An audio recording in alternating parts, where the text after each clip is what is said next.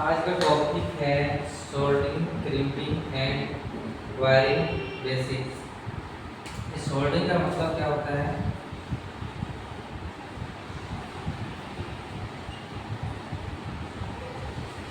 Soldering सभी electronic कंपोनेंटों को एक पैनल पर स्थापित करने के लिए, एक पीसीबी पर स्थापित करने के लिए, इंस्टॉल करने के लिए, उसे मजबूती देने के लिए हम सोल्डरिंग का प्रयोग करते हैं। इस सोल्डरिंग की प्रक्रिया में हम दो या दो से अधिक धातुओं को आपस में मजबूती से जोड़ने के लिए, एक अस्थायी जोड़ लगाने के लिए हम सोल्डरिंग का प्रयोग करते हैं। यह जोड़ अस्थायी होता है, परमानेंट होता है। इसके लिए हम सोल्डरिंग आयरन का प्रयोग करते हैं। इस सोल्डरिंग प्रक्रिया में सोल्डरिंग आयरन उपयोग होता है।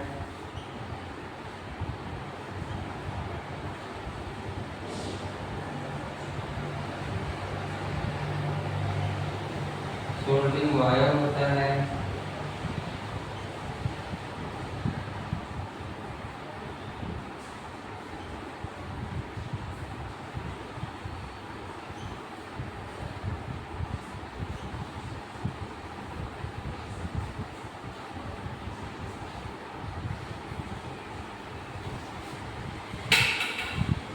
Soldering iron, soldering wire, soldering plug, soldering station. Soldering station पे सोल्डरिंग स्टैंड लगा होता है। तो सोल्डरिंग हाथों की जोड़ने की प्रक्रिया में ये हमारा सोल्डरिंग आयरन, यह पावर सप्लाई पर कार्य करने वाला इक्विपमेंट होता है। यह पावर सप्लाई को लेकर के कार्य करता है।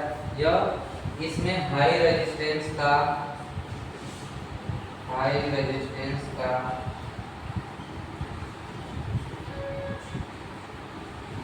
कंडक्टर लगा होता है।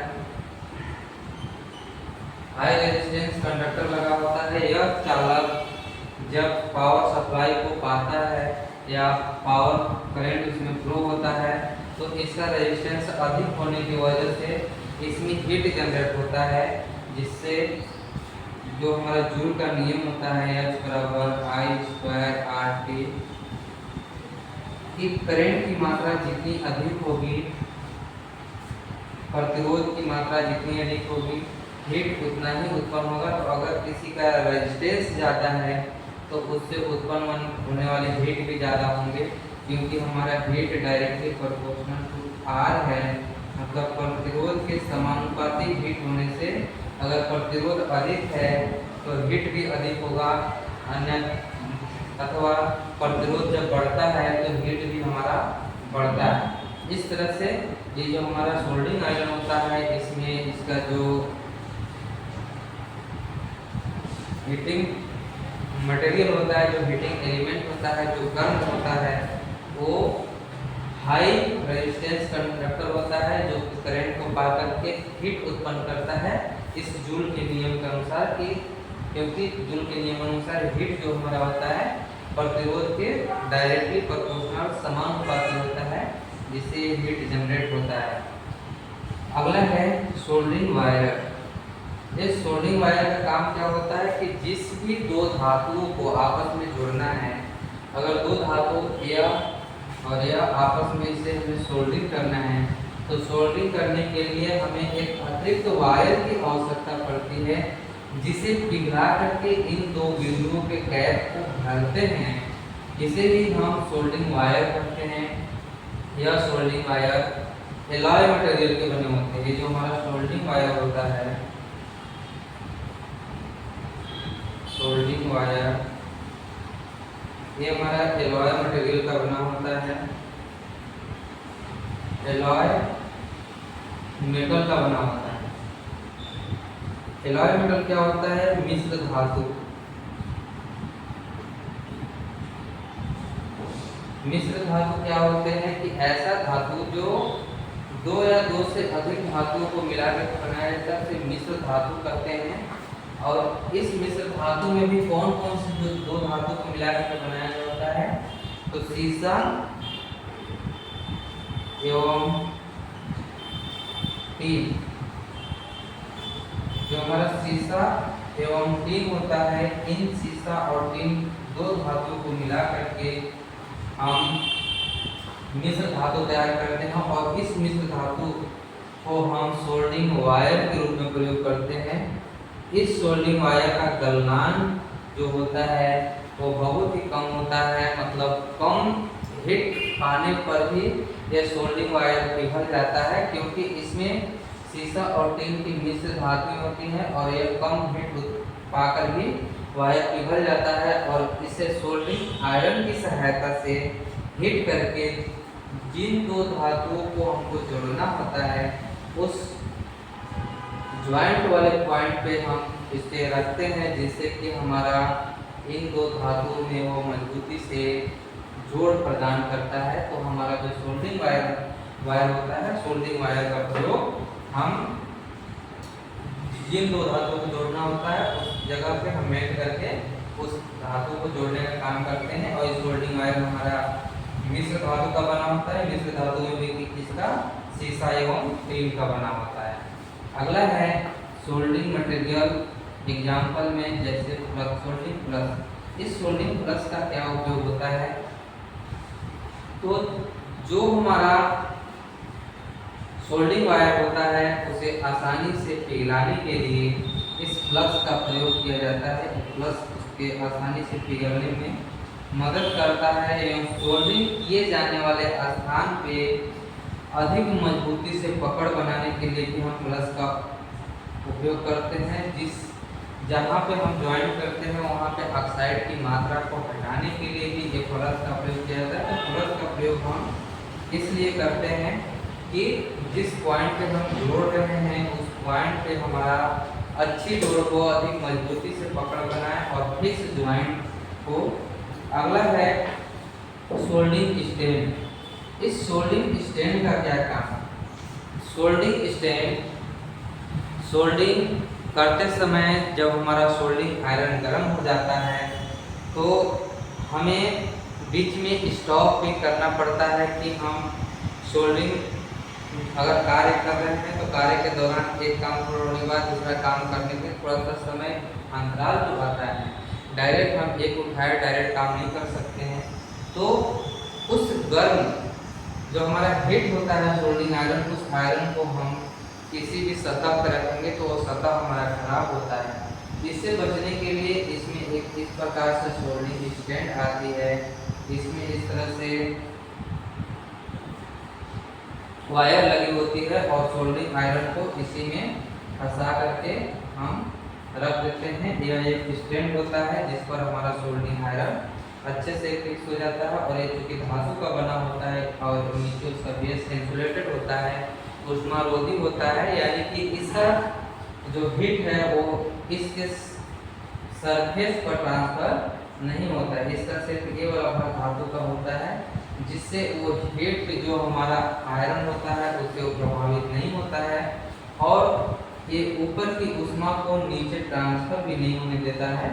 तो इसलिए हम यहाँ पे सोल्डिंग स्टैंड का प्रयोग करते हैं कि सोल्डिंग करते समय सोल्डिंग आयरन जब गर्म हो जाती है तो उसे रखने के लिए, उसको अच्छे से व्यवस्थित ढंग से रखने के लिए ताकि कोई नुकसान न हो, उसके लिए हम सोल्डिंग प्लस स्टैंड का प्रयोग करते हैं। तो ये था हमारा सोल्डिंग का प्रयोग कि इस सोल्डिंग में हम क्या क्या करते हैं। तो सोल्डिंग हम क्यों करते हैं, तो सोल्डिंग हम इन दो धातुओं को जोड़ने के लिए प्रयोग में लाते हैं और उन दो धातुओं को जोड़ने के लिए हम सोल्डिंग आयरन का प्रयोग करते हैं। ये सोल्डिंग आयरन हमारा हाई रेजिस्टेंस कंडक्टर का बना होता है।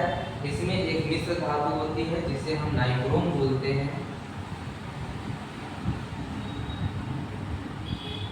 ये नाइक्रोम मिश्र धातु होती है जिससे हम सप्लाई देने पर ये हमारा अधिक रेजिस्टेंस होने के कारण जूल के नियम के अनुसार यह अधिक हीट उत्पन्न करता है और हीट उत्पन्न होने से सोल्डिंग आयरन गर्म होता है और इसका जो कार्यकारी भाग होता है उस कार्यकारी भाग से हम सोल्डिंग वायर को पिघलाते हैं और उस सोल्डिंग वायर को पिघला करके हम ज्वाइंट करने वाले भाग पर लगा देते हैं, जिससे कि हमारा सोल्डिंग तैयार हो जाता है। तो इस प्रकार से सोल्डरिंग की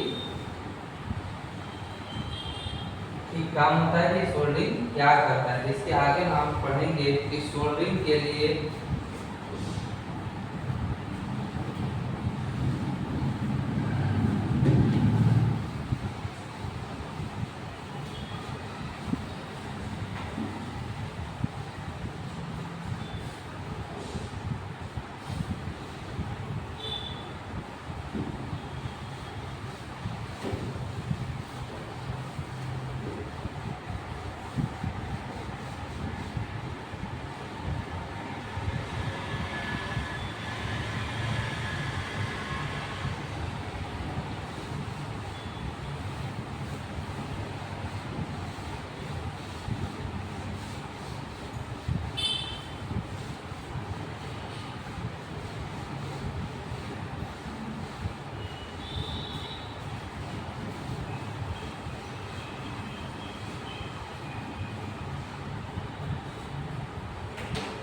आगे हम पढ़ेंगे कि अच्छे सोल्डरिंग की क्या पहचान है। अगर हम सोल्डरिंग अच्छा से किए हैं या हमारा जो सोल्डरिंग है वो अच्छा है कि नहीं है, तो हम इसके आगे पढ़ेंगे कि एक अच्छे सोल्डरिंग की पहचान।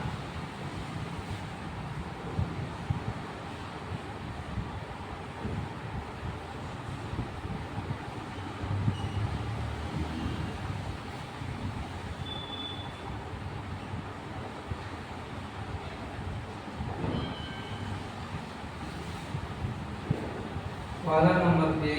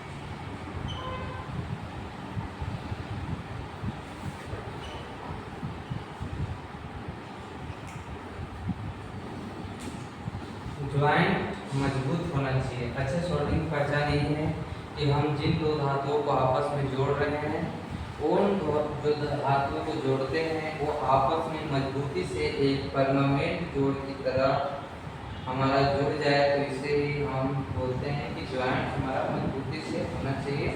तो सोल्डरिंग हम जहाँ करते हैं तो दो धातुओं के बीच हमें मजबूती से ज्वाइंट होना चाहिए। अगला, शोल्डर को पूरे ज्वाइंट पर अच्छे से समान रूप में फैले होने चाहिए कि अगर हम इस दो धातुओं को आपस में ज्वाइंट कर रहे हैं तो इस ज्वाइंट वाले भाग पे हम सिर्फ एक ही जगह पे ऐसे इस तरह से शोल्डर का प्रयोग नहीं करते हैं।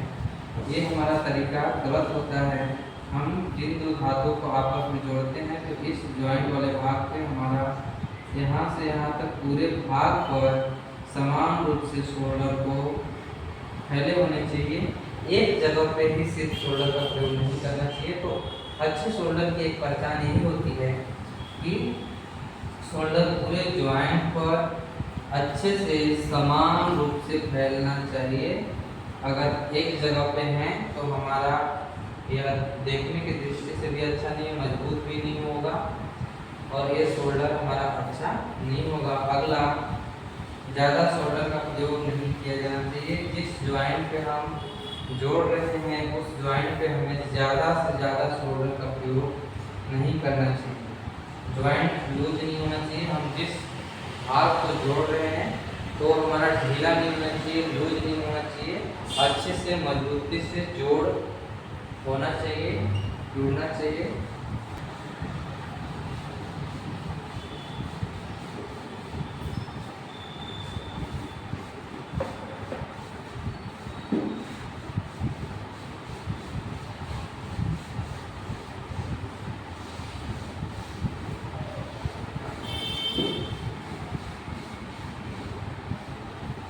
तो ये था सोल्डरिंग।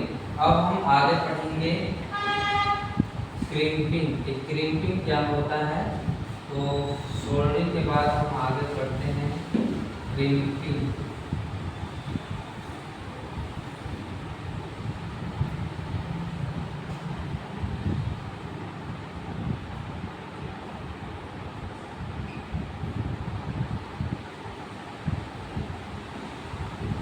क्रिम्पिंग क्या होता है? तो ऐसा उपकरण जिसकी सहायता से हम कोई भी वायर, जैसे ये हमारा कोई वायर है, ये दो हमारे वायर के टर्मिनल हैं।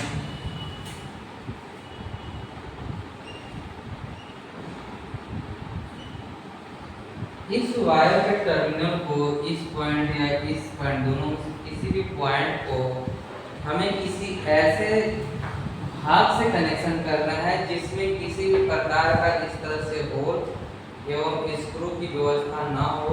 हमें इसे किसी बोल्ट के ऊपर कसना है। जैसे हमारा बैटरी होता है, बैटरी में जो कनेक्शन होता है, वायर का जो कनेक्शन होता है, उसमें डायरेक्ट वायर का कनेक्शन हम बोल्ट से नहीं करते हैं, बल्कि उसके में हम एक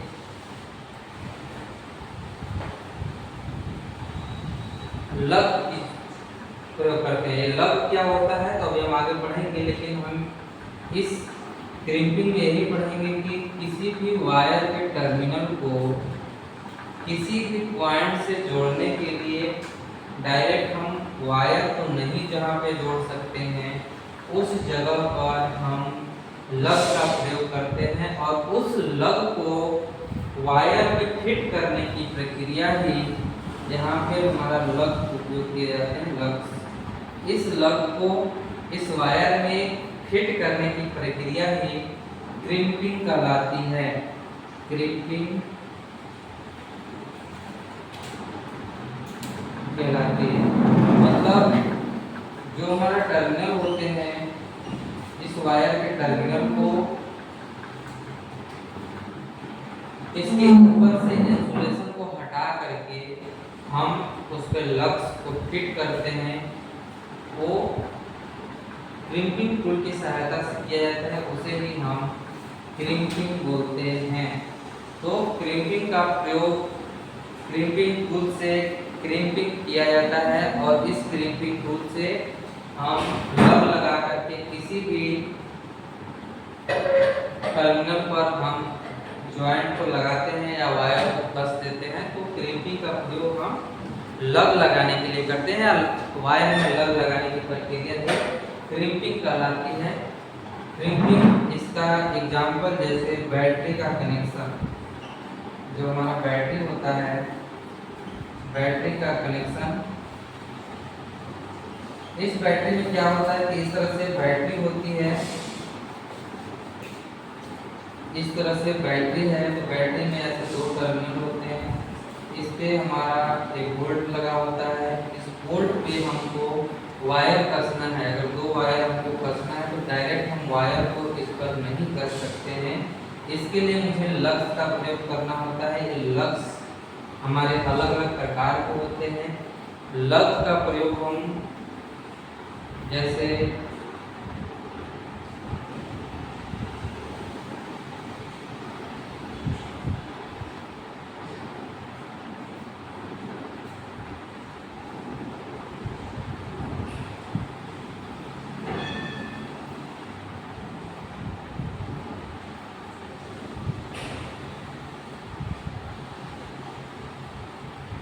जैसे ये हमारा एक लग है जिसे हम रिंग टाइप ये हमारा रिंग टाइप का है।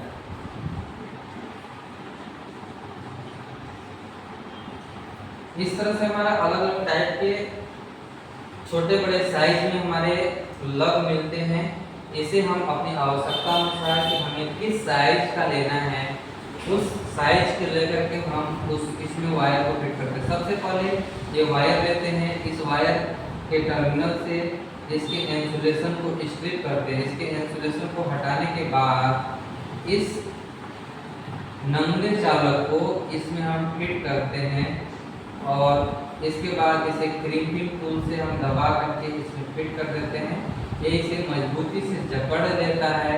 इसमें हमें किसी भी प्रकार के सोल्डरिंग करने की आवश्यकता नहीं पड़ती है। इसे हम मजबूती से जकड़ देते हैं जिससे कि ये जो वायर होता है इस लग में फिक्स हो जाता है और लग का ये वाला जो भाग है रिंग टाइप, ये बीच में जो होल होता है, इस होल को इस बैटरी के टर्मिनल पर हम ऐसे लगा देते हैं और इसमें हमारा वायर आसानी से फंसा जाता है। तो ये लग हमारा बहुत ही जोड़ को मजबूती अस्थायी प्रदान करने के लिए ये लग लगाने की जरूरत क्यों पड़ती है, क्योंकि हम इस टर्मिनल पे, जैसे बैटरी का टर्मिनल होता है, इस बैटरी के टर्मिनल पे डायरेक्ट अगर हम वायर को फंस देंगे, अगर हम डायरेक्ट वायर को ला के फंस देंगे तो ये वायर हमारा लूज हो जाता है। कुछ दिन बाद ये वायर हमारा लूज पड़ जाएगा और यहाँ पे कार्बन पकड़ लेंगे, स्पार्क उत्पन्न होंगे।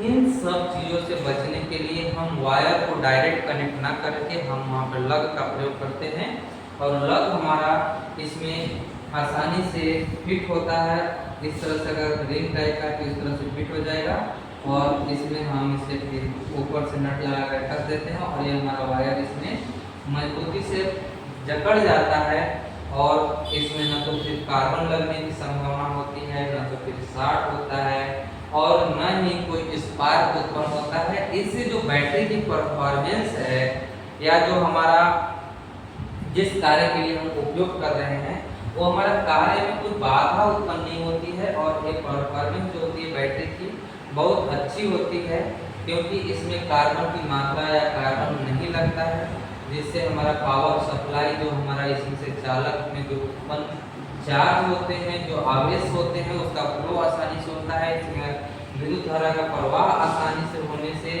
इसका परफॉर्मेंस या बैटरी का परफॉर्मेंस बहुत अच्छा होता है। तो ये था क्रिम्पिंग। एक क्रिम्पिंग के लिए हम क्या क्या प्रयोग करते हैं, तो सबसे पहले जो हमारा वायर होते हैं उस वायर को, जैसे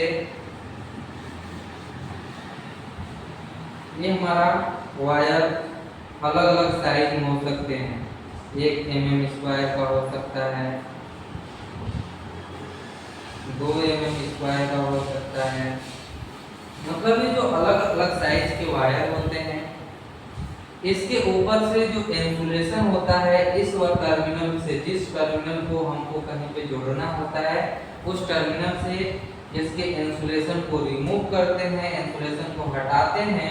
इंसुलेशन को हटाने के बाद इस तरह से अगर रिंग टाइप है तो इसमें हम वायर को फिट करते हैं। जितने भाग से हम इंसुलेशन को हटाते हैं उस वाले भाग को इसके होल में हम फिट करते हैं।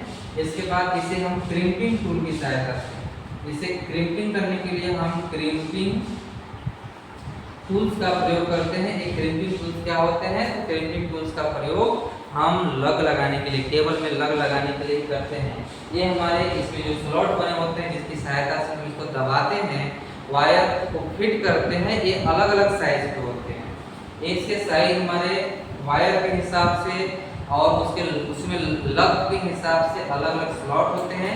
हमें जितने साइज का लेना होता है हम उसमें फिट करते हैं और उसको आसानी से दबा देते हैं, जिससे हमारा जो वायर का कनेक्शन होता है उस लग में आसानी से हो जाता है। और उस लग का प्रयोग हम किसी ऐसे पॉइंट से करते हैं जहाँ पे हमारा कोई भी स्क्रू से ज्वाइंट करने की सुविधा नहीं होती, तो वहाँ पे हम बोल्ट में लगा करके डायरेक्ट हम नट द्वारा उसे हम कस देते हैं, जिससे कि हमारा मजबूती से आसानी से वायर कस जाता है और कोई भी वहाँ पे नुकसान नहीं होता। मतलब हमारा कार्बन नहीं लगता, स्पार्किंग नहीं होती, शॉर्ट सर्किट होने की कोई चांसेस नहीं होती है। तो इस प्रकार से हमारा जो वर्क परफॉर्मेंस होता है बहुत ही अच्छा होता है। तो क्रिपिंग के लिए जो उपकरण होते हैं, क्रिपिंग के लिए कौन कौन से टूल प्रयोग किए जाते हैं, तो हम अब पढ़ते हैं क्रिपिंग के लिए टूल।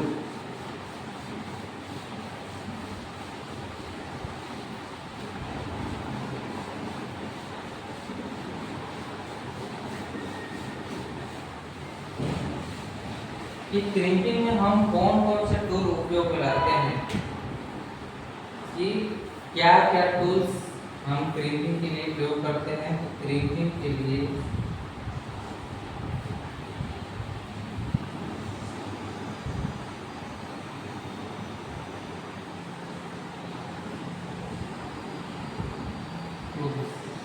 तो क्रिपिंग के लिए जो हम टूल्स प्रयोग करते हैं, सबसे पहले वायर को छीलने के लिए, वायर को इंसुलेशन को हटाने के लिए हम वायर स्ट्रिपर का प्रयोग करते हैं।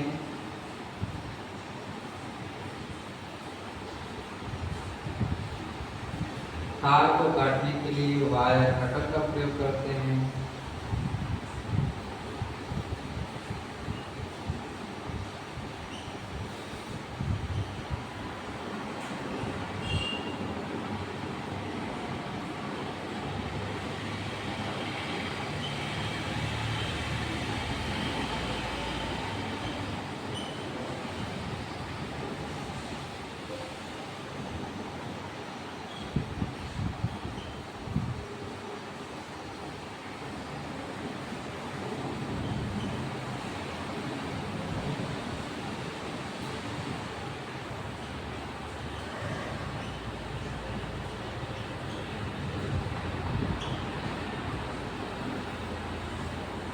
क्रिपिंग के लिए टूल्स, सबसे पहले ये हमारा तार है। इस तार के ऊपर जो हमारा इंसुलेशन होता है, इस इंसुलेशन को हटाने के लिए हम वायर स्ट्रिपर का प्रयोग करते हैं, जिससे जिस भाग पर हमको, जिस टर्मिनल पे हमको, इस टर्मिनल पे हमको लग लगाना है, तो सिर्फ इस वाले भाग से हम इंसुलेशन को रिमूव करते हैं, इंसुलेशन को हटाते हैं। तो यहाँ से इतने भाग से इंसुलेशन हटाते हैं, और इंसुलेशन हटाने के लिए हम किसका प्रयोग करते हैं, वायर स्ट्रिपर का प्रयोग। अगर हमें किसी टर्मिनल को कट करना होता है, तो वायर को कट करने के लिए हम वायर कटर का प्रयोग करते हैं। कि अगर हमें किसी भी वायर को कट लगाने हैं, तो वहाँ पे वायर कटर का प्रयोग होता है। कॉम्बिनेशन प्लायर, कॉम्बिनेशन प्लायर का उपयोग कई प्रकार से होता है। तार को काटने के लिए भी करते हैं, तार को छीलने के लिए भी करते हैं, तार को ऐंठने के लिए भी करते हैं, उसमें तार को समेटने के लिए भी, फैलाने के लिए भी करते हैं। तो हम जब क्रिपिंग करते हैं, तो वहाँ पे कॉम्बिनेशन प्लायर का भी हम प्रयोग करते हैं। अगला है क्रिपिंग टूल। यही टूल्स जो होते हैं, ये हमारे लग को लगाने के लिए, जो कनेक्टर होता है उसे फिट करने के लिए यही क्रिपिंग टूल का प्रयोग होता है। इस क्रिपिंग टूल की सहायता से हम उस लग को प्रेस करते हैं, दबाते हैं, जिससे वो वायर, इस पॉइंट पर अगर हमें लगना है, तो ये वायर उसमें मजबूती से हमारा जकड़ लेता है, मजबूती से इसमें फंस जाता है। वो किसके सहायता से होता है, क्रिपिंग टूल से। इसके बाद अगला हमारा है क्रिम टर्मिनल कनेक्टर, जिसे ही लग करते हैं, उस लग में वायर को भर करके उसे हम क्रिपिंग टूल की सहायता से दबा देते हैं या प्रेस करते हैं, जिससे हमारा मजबूती से कस जाता है। तो आगे हम पढ़ेंगे